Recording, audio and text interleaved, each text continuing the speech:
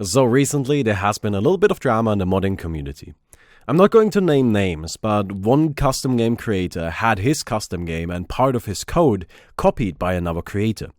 That other creator then continued developing that game and added a lot of features that the original game didn't have. The original creator got very upset at this. He was very, very angry.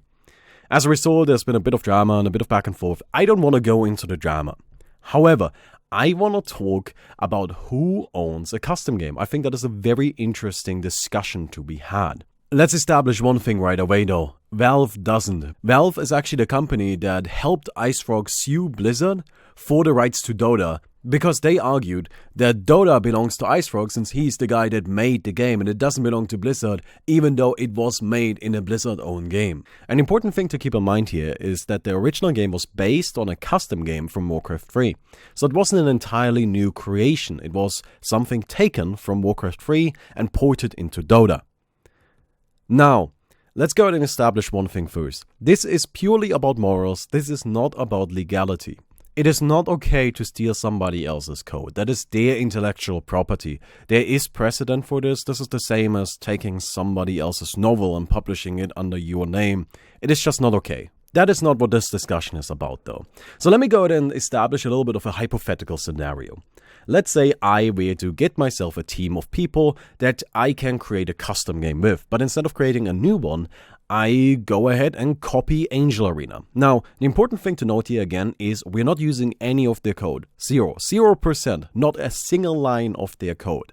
Instead, we're creating the game from scratch as a new thing, but it is a copy of their game mode. And then we just continue developing on our own. Is that an okay thing to do? Is that something that is morally okay? And this is where it gets really interesting because there are many aspects we need to consider. First of all, you don't own game mechanics, right? You can't come up with a game mechanic and then say, well, nobody else is ever allowed to use this. It doesn't work that way anywhere. Not even just in regards to custom games, but also like in the AAA gaming creation world. You cannot patent a game mechanic. Else we wouldn't have any shooters because the first shooter would have said, well, that's my idea. Come up with something new.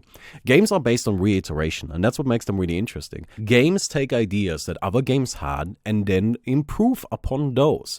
They work on a basis that is already established. If I were to make a shooter from the ground up, I'm sure you would expect being able to do things like aiming upwards, aiming left, using your mouse to aim at things, clicking a button to shoot. These are all basic game mechanics that you just treat as something that isn't even considered a mechanic. Instead, it's just part of shooters, right? Like that would never, ever be considered part of the game. But if whoever came up with that first were to say, well, I had that idea, come up with something on your own, then we would have a solid 30 games and then we would be out of ideas. So you can copy game mechanics. You can use mechanics that other games came up with first. Now the question here is, how many can we use? And of course we can't say, well, you're only allowed to use 12 and a half. No, you're allowed to use as many as you want. There's no upper limit to how many you can copy. So for example, Heroes of the Storm is clearly based on Dota, right? So Heroes of the Storm is kind of a copy of Dota, but Heroes of the Storm invented talents and added that into their clone of Dota. And then Dota was like, that is a great idea. And then they added it into their own game. Is that okay? I would argue, yes, absolutely. It is fine that Heroes of the Storm copied Dota to create basically the entire game. And then Dota was like, oh, yeah, we're gonna take that. I think both sides are absolutely well within their both legal and moral rights to do that. Now, in our hypothetical scenario where I am recreating Angel Arena, am I not just using game mechanics? I'm not using any of their code. I'm recreating everything from scratch. So all I'm using is their game design, their game mechanics, and that's okay, right? Everybody does it. That's how video games as a whole work. Custom games in Dota, more often than not, are just copies of custom games from Warcraft 3. Like, for example, Angel Arena, Legends of Dota, Pimp My Peon, Island Troll Tribes 2. These are all games that are heavily based on games that had already existed in Warcraft 3. And often enough, there are already multiple versions of that specific game mode on the Dota 2 arcade. However, there's only one that is popular. Now, that one that is popular is usually the one that either came first or did it acceptable enough first, right? That is the thing that matters. It is not if it is the best mod, it is just the one that was okay and playable first.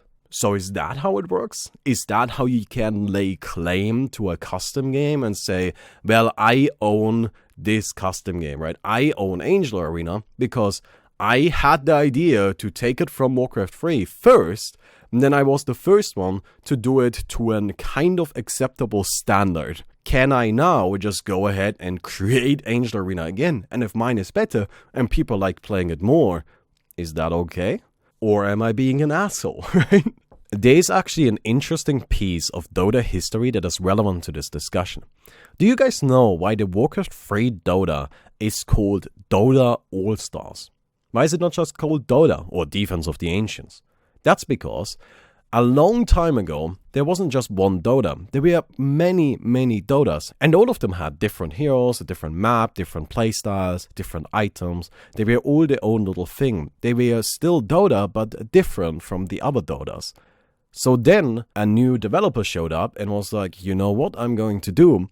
I'm going to take all of these different Dotas and I'm going to take the good parts out of them and put them into my own new Dota called Dota All-Stars. And that's how Dota All-Stars came into existence. But that was a little bit of a different era. Back in Warcraft 3, people didn't really treat modding as an opportunity, right? So if you go into Dota 2 modding right now, there are people, and I know this guaranteed because they have told me this, that have put their Dota 2 custom game on their resume, right? They're saying, I have made this very popular custom game in Dota 2. People play it a lot. These are my player numbers. This is the game. And that's just on their resume. Now, back in Warcraft 3, you couldn't really do that, right? If you are the guy that created Footman Frenzy, you're not putting that on your resume because who even gives a shit? But these days, there's a little bit more at stake. You can actually gain real-life benefits through being good at creating a custom game in Dota, through getting a highly played game there. Isn't that interesting? I find that super, super fascinating.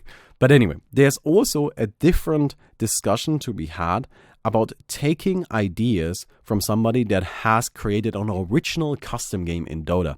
So, for example, Crumbling Island Arena, right? Crumbling Island Arena is an original creation in Dota 2 that doesn't exist outside of it. The guy that makes Crumbling Island Arena is very passionate about it. He's still developing it. And he's very good at it. Very good, actually. I remember one time I was talking to a modder, and then we started talking about Crumbling Island Arena, and then he started looking at the code of Crumbling Island Arena, which is publicly available. And then he was like, holy shit, this is incredible. This man is so much better at this than I am. I don't know. I thought that was really funny. But yeah, the Crumbling Island Arena guy is very, very, very good. Now, what were to happen if, again, I were to recreate Crumbling Island Arena as another game? I call it Falling Archipelago Colosseum or something like that. And that's my new game now, right? And I'm gonna copy everything he has in it. We're just gonna remake it. Again, not using any of his code. But we are taking his original idea, an idea that hasn't existed before he came up with it, and we're making a new game out of it. Now, I think that is a different situation, because in the first scenario, we actually just kind of third in line, right? We're taking the idea of a game from somebody that took his idea from a game that somebody else already had. And there's a very high chance that that person already took that idea from somebody else, because back in Warcraft 3, everything gets blurry. Back in Warcraft 3, you have no idea who actually came up with anything. It's just impossible to tell, right? Everything gets blurry back there.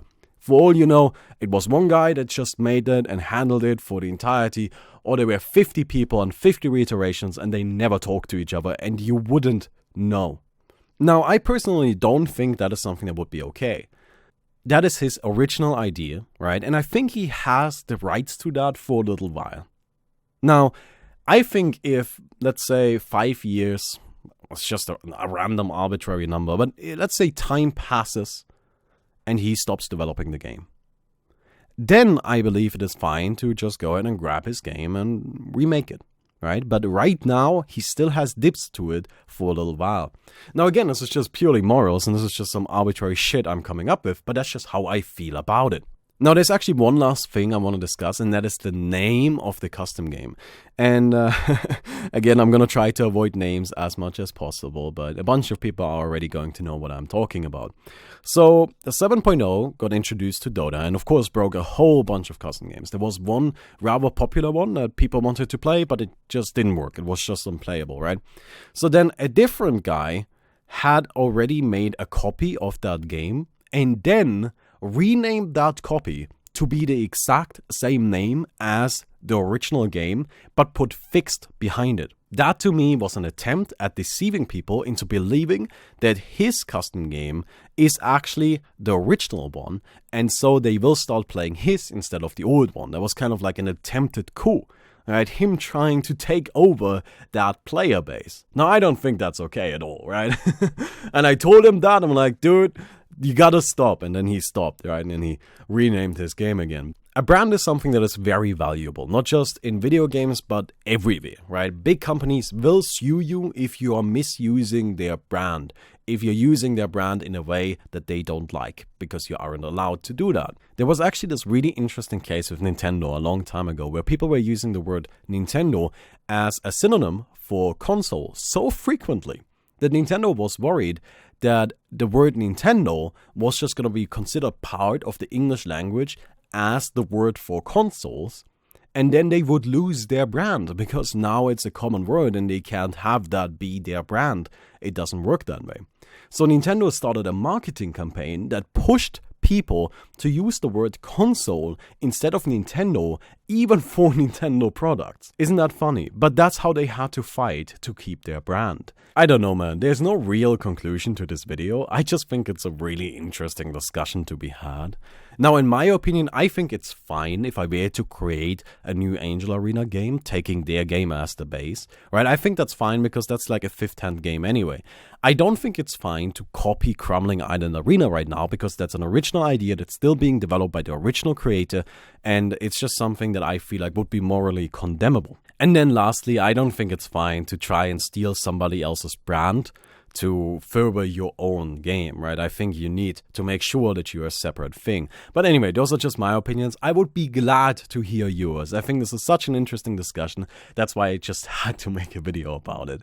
But anyway, I hope you guys enjoyed the video. If you did, please don't forget to leave a rating on the video. Feel free to let me know what you think about these kind of videos, right? I actually want to make more of this stuff where it's just me talking to you guys about things that I find interesting. And I'm very much looking forward to the feedback on this video. But anyway, I hope you guys enjoyed the video. I'll see you guys tomorrow. Goodbye.